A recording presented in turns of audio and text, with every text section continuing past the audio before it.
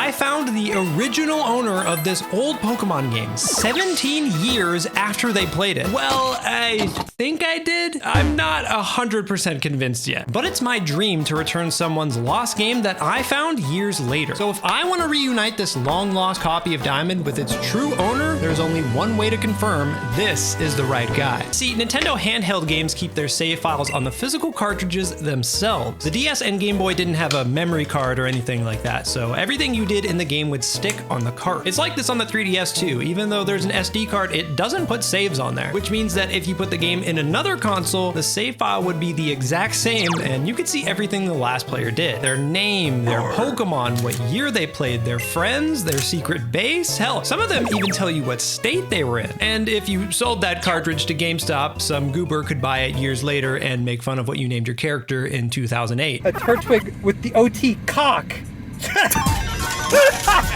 But the game we're talking about today wasn't a simple GameStop pickup. It was much stranger than that. At first, it looks like an average copy of Pokemon Diamond. It even comes with the box and all the original manuals, which is rare. But there was something fishy. The price was way lower than it should have been. I mean, I'm not a stickler for overpriced plastic. You can see that from my past videos, but even I could tell something was up here. And that's when I saw it. The game had fucking holes in it. This got a good laugh out of me. $60 for a piece of garbage and a box. I think I'll pass. But one of the listing photos had the game actually running on a DS. It worked, allegedly. I honestly believed it was a scam. There was no way it was gonna play, but all I was thinking at the time was, what if it did? I figured this is a banger video if it turns on, and if it doesn't, we can just all laugh at how dumb I am.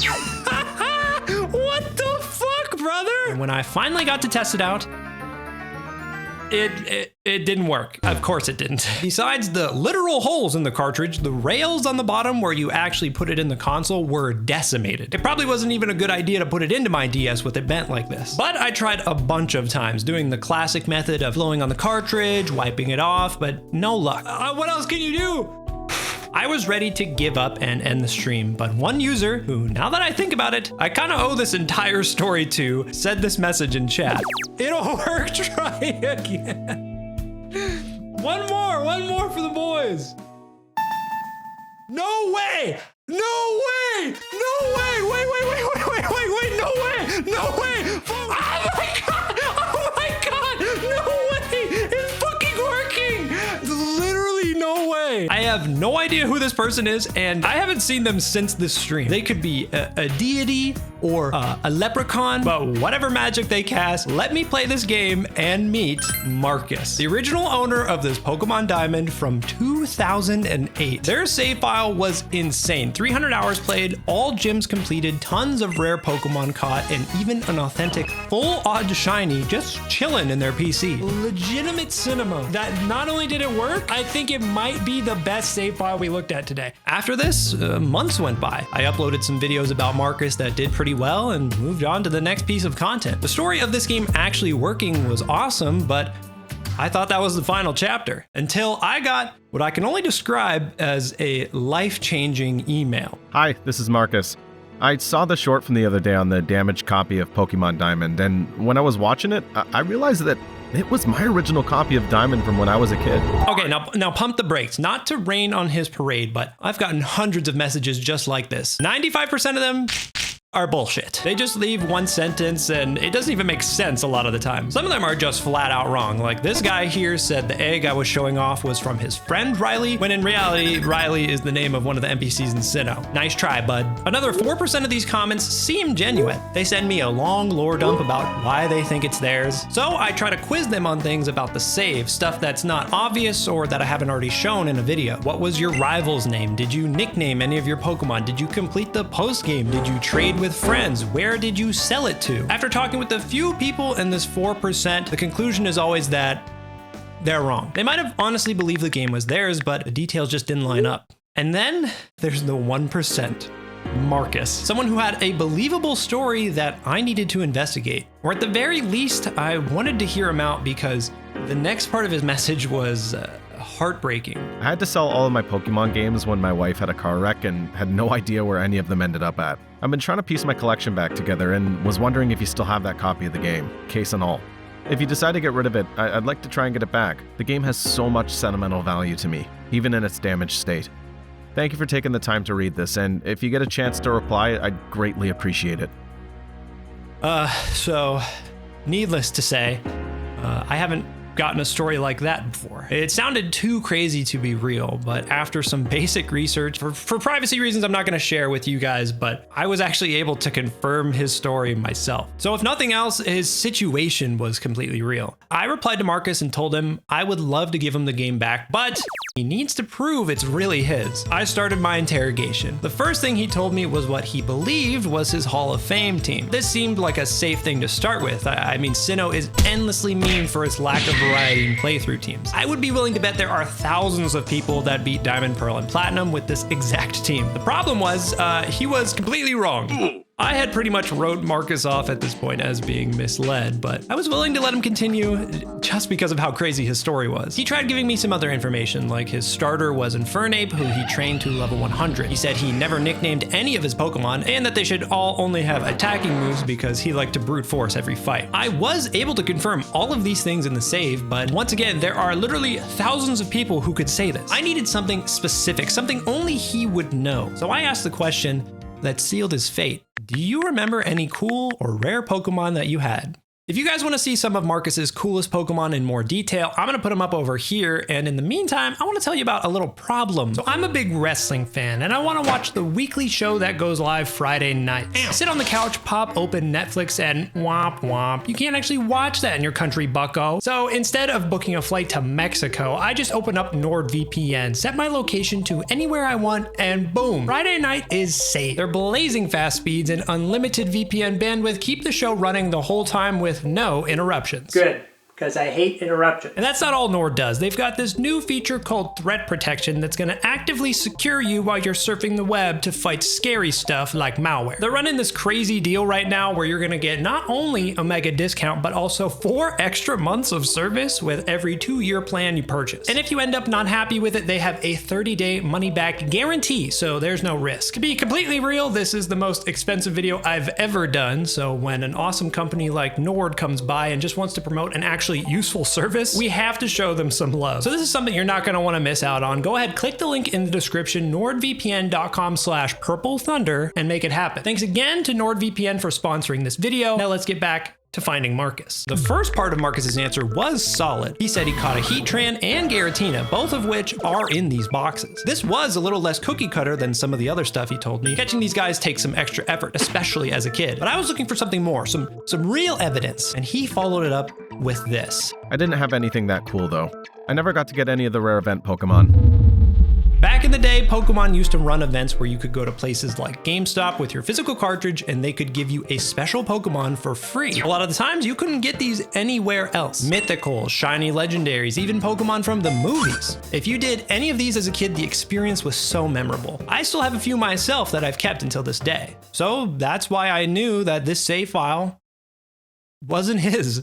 Because the very first thing in any of these boxes was this Celebi. It's from a 15-year-old GameStop distribution where they were promoting the upcoming games Black and White. Some stores even had a demo for you to try these new titles. They gave you the Celebi, and when you moved it to Gen 5, there was a special moment you got in-game referencing the recent Unova movie. Something like this would have to stick out from your childhood, and since Marcus denied knowing about it even without me saying anything, I had to break it to him that this game couldn't be his. Every other time I've had this back and forth with someone who thought I had one of their games, and we got to this point, it was the end of the conversation. They would say, oh, my bad, have a good day, man. And we moved on. But not Marcus. I could feel the urgency, the desperation in his following messages. Wait, I didn't know about the Celebi still being on there. If it's the 2011 one, I went to the store with every copy of Pokemon I had to get it. Is there anything else that I can do? I just know that's mine. I recognize the damage anywhere. So, I was feeling stuck. Marcus seemed hell-bent on proving this game was his, but already messed up 2 major details on it. I wanted to keep hearing him out, but I didn't want to waste my time on a troll. I waited a while to answer him to give myself some time to think. I mean, to be honest, if someone asked me about my original save from 20 years ago, Could I get everything right? I mean, I completely forgot about the Pokemon stored on my Ultra Sun, and that's 10 years younger than Marcus's save. And he was adamant that he also played other Gen 4 games at the time, so he could be mixing them up in his head. If this really was his game and he was just shaking on some memories, it would be a shame to kill the story now. So I cut him some slack, but I didn't want to give it to him for free. He needed to work for it. I messaged Marcus back the next day with even more questions. I asked him if he ever used it to trade or battle other people, and he told me no. I checked the trainer card and the underground stats, and both of these showed this game never connected with the other Gen 4 titles, so that checks out. Another small win. A big part of this save is how many Pokemon are from Gen 3. A lot of Diamond and Pearl saves I have are like this, because the DS had a bottom slot on here where you can put Game Boy games to send your Pokemon on a one-way trip to Sinnoh. The game can actually tell you where these Pokemon came from, but it doesn't tell you what version specifically. But with a save file editor,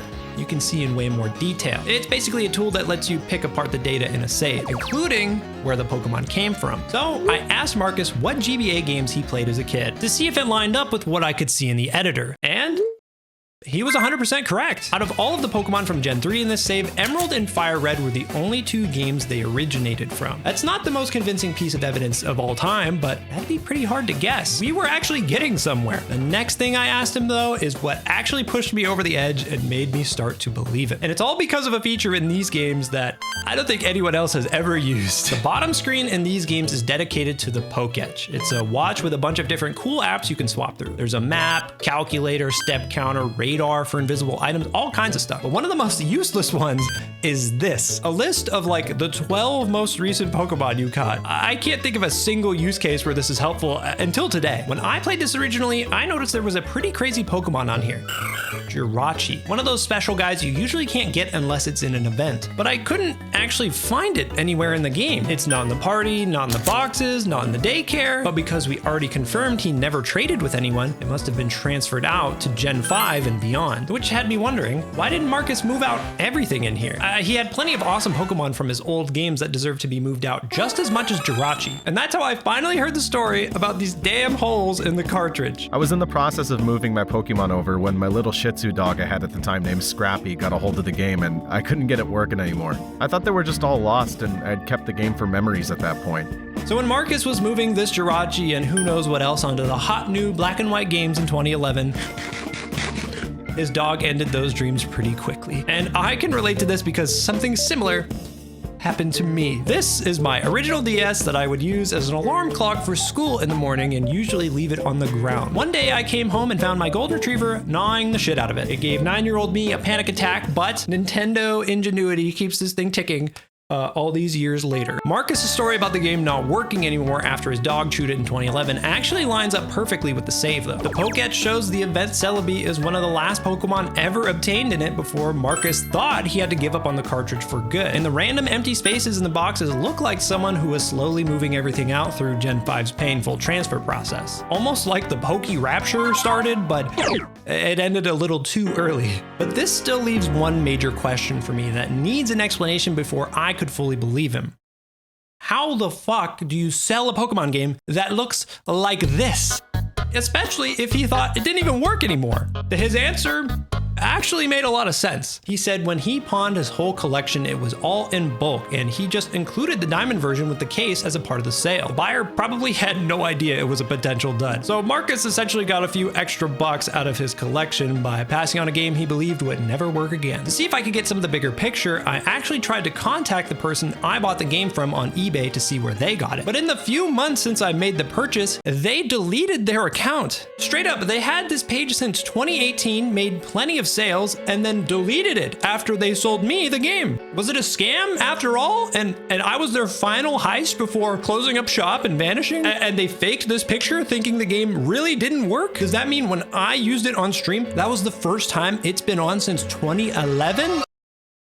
But at this point, I felt like there was nothing else I could ask Marcus. This guy was shaky on some major sections of the save file and needed me to jog his memory to get an explanation. But looking at all the evidence he gave me, there was a solid case this really was his game. But I felt like sending these messages back and forth was only getting me some of the story. So I asked him my final question. Are you down to meet in person? Marcus seemed hesitant at first, but said the idea of getting one of his old games back was too hard to pass up. He told me he lived in Phil Campbell, a small town in eastern Alabama. The issue was that I live thousands of miles away. So I did something pretty wacky. When I told my friends and family what my plans were for this trip, they thought I was insane. You know, stranger danger and all that. And to be honest, I was anxious myself. I've never done a Discord group chat IRL meetup, but this story was too wild not to give it a chance. Before even meeting Marcus though, we had a major issue. The last time I had tried to use this game was during my stream. I instantly backed it up to my computer knowing that there was a very slim chance this ever worked again. But the day before I flew out, I figured I should probably test it again. And it wasn't working. Luckily, since I had the save backed up, I could just put it on another copy of Pokemon Diamond, and that was my plan for reviewing the save with Marcus in person. But I didn't like the idea of having to tell him that after all this time and all that we've done, his game is never gonna work again. So, with 2 Diamond copies in hand, we headed to Alabama. I flew to Atlanta where I met some great friends of mine, and we drove 2.5 hours to meet Marcus in the middle, a random mall on neutral ground. Everyone here was actually in the original GameStop video I did 3 years ago, so it was a bit of a full circle moment. We showed up pretty early, so I scouted for a good place to sit down and explore the mall for the first time in forever. It's a Rattata. And a veneer. A stamped veneer? Oh, Big finds here. treasure. Editor, put how much that was. Our meet time was 4:30 p.m., so we made camp in the food court and waited. And waited. And waited. 4:30 came and went quickly, and no one was around. I had been texting Marcus for months at this point to plan this out, but the day of our trip, he was completely silent. I kind of realized we might have a problem. I don't even know what he looks like, what he sounds like, who he's bringing with him. I called him for the first time from the mall to see if maybe he just got held up, and no answer. Panic started to set in. Was none of this real? Was Marcus trolling the whole time? What dumbass travels 12 hours to meet a guy they don't know to talk about a 20-year-old Pokemon game? 5 p.m. hit and still nothing. We started making a plan for what to do in case Marcus got held up in traffic. Or worse, he wasn't coming at all. But then I saw something on my phone.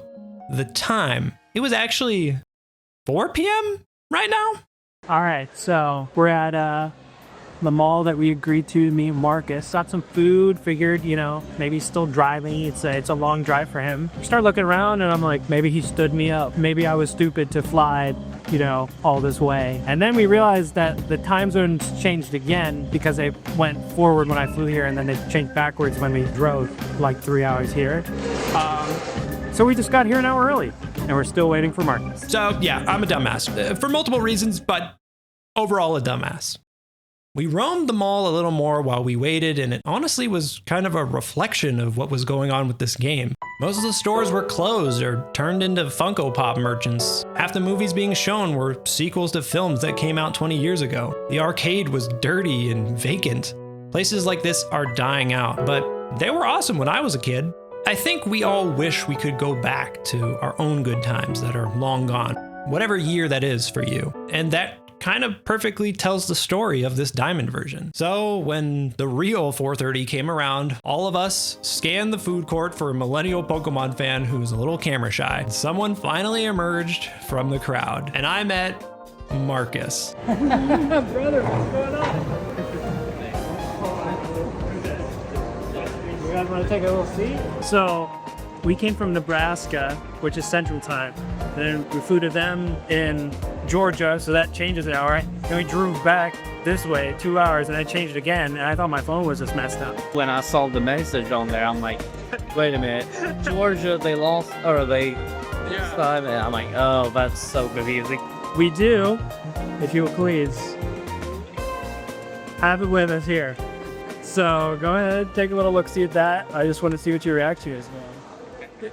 Still has everything that I've been routine in there, and I lose definitely my dog's chew parts. I was going through doing all my transfers from Fire Red, Emerald, everything. And I took this one out because I think I was doing my Platinum. I had one of those hard cases that you could hold like 24 games in it at the time. So I just sat on top of that not thinking.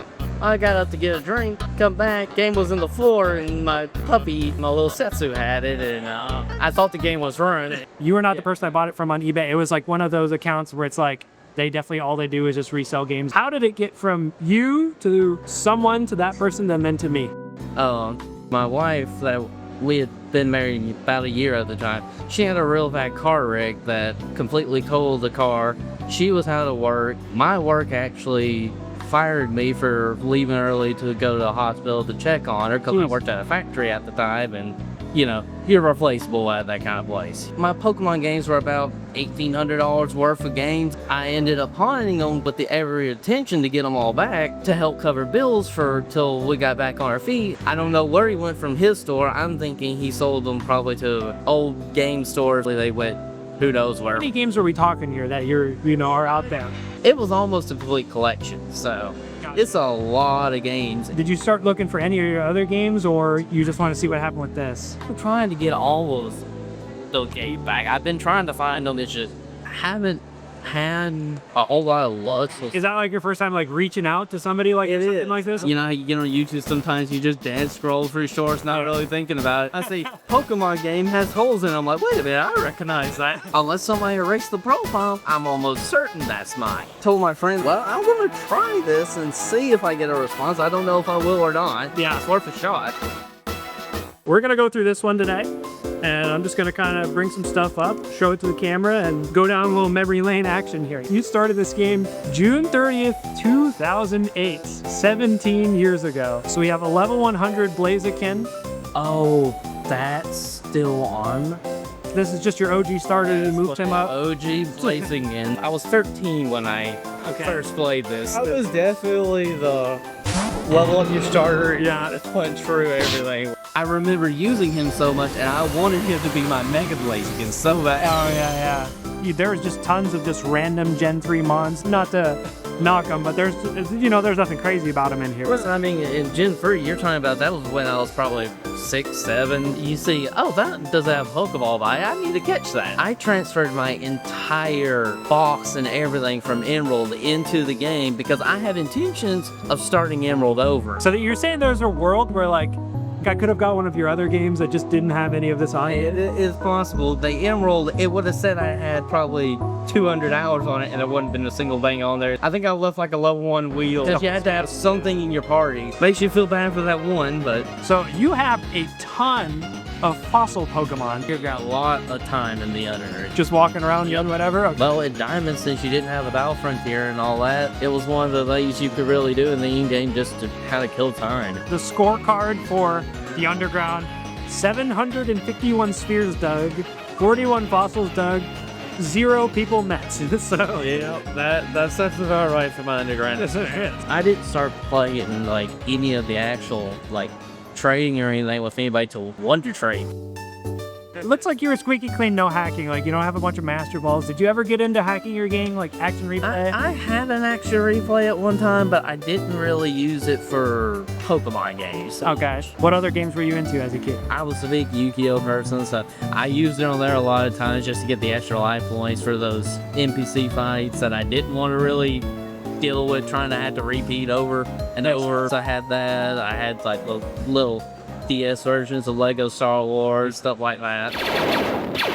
This is kind of what got me really excited about this save. I've seen plenty of hacked save files. It's so easy to hack your save. So usually when I see legendaries that shouldn't be there, I don't think twice about it. This one, however, is a real event Celebi, and I can say with certainty, Gen 4 stores the mystery gift, like cards you get when you go get a gift. You know, when you buy expensive art and it's like, this is proof that, you know, you really bought it. It's March of 2011, you officially received this Celebi.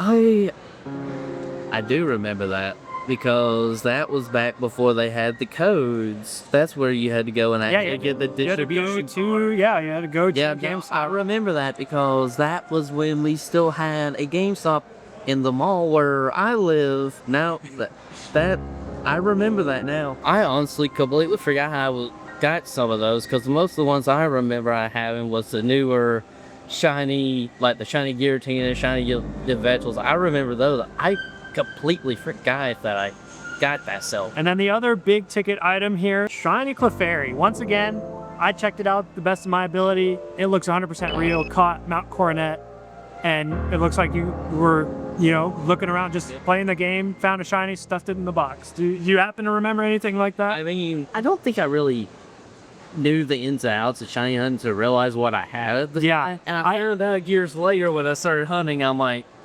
when you mentioned that, I'm like, oh, that is on that one. I thought it was on my platinum. My platinum, I probably had just as many hours, if not more, on platinum because there was more to do over there. When you stop playing it for so long, you kind of forget about it until you see it like physically in front of your face. Yeah. So in the stuff in person can bring back real memories. I learned a lot about Marcus in the hours we chatted. His crushing story paired with a quest to get these old Pokemon games back was incredible. And watching him light up over the smallest things in the save was a good feeling. I'm not gonna act like every detail was solid as a rock, but from everything we could cover, Marcus made me a believer. All right, well, I think for mine, personal, you know, like just where I'm at, I think you have convinced me. I mean, of the information we have with what we can do with whatever you were doing 17 years ago, I feel like there's a very good shot. This is yours. Unfortunately, what came next was the hard part. Even though I wanted to tell Marcus that he was going to have his game back and be reunited after 17 years, it just wasn't working anymore.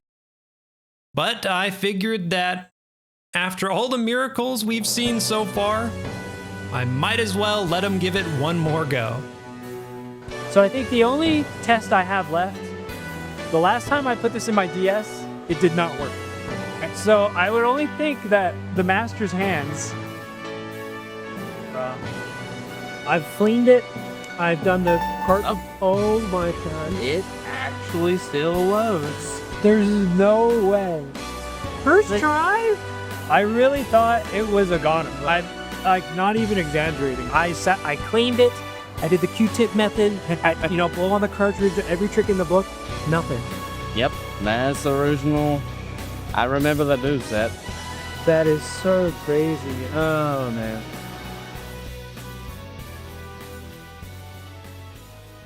I think this is going to be a banger. I appreciate everything that you've done for us today. Appreciate it.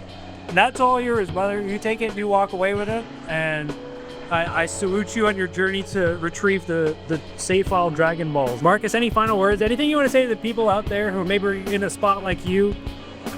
Just, and this whole thing, you never know what can happen. You might be like me and get rid of, have to have hard times, lose your collection, stuff like that, or have to sell it to make buy. Who knows? It might. Things have a funny way of coming full circle sometimes, and this was a very fun one for me because I didn't think it would ever happen. For Purple Thunder and Marcus, and somewhere in Alabama, catch you next time.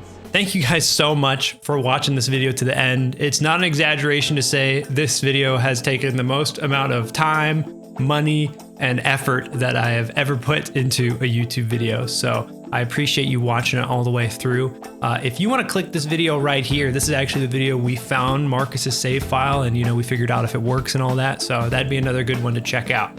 Otherwise, I'm gonna get out of here. Peace.